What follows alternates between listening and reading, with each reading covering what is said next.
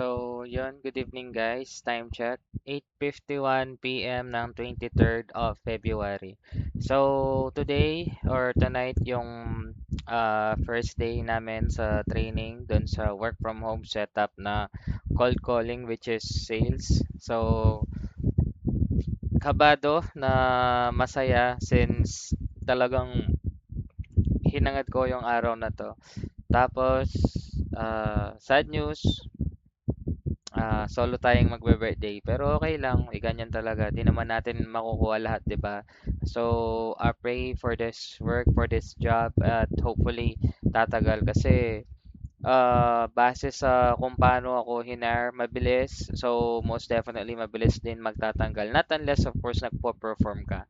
So, kahit saan naman siguro, um, basta hindi ka na kailangan itchapwera ka na, 'di ba? Sino ba namang boss yung may gusto na nagpapasweldo ka na walang something in return? So, nagigets ko naman, not unlike the other previous company that I had na may process dito pag ala talaga. So, good luck sa atin. Hopefully magtagal lalo na ang dami kong pangako sinabi sa anak ko nung nagsimba kami nung Sunday. Um, which is yesterday, yung talagang pagbabalik ng vlog natin dahil nga matagal-tagal tayong di nakapag-vlog for live update.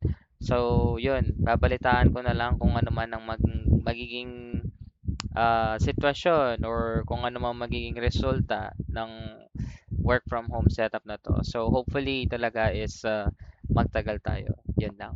Bye!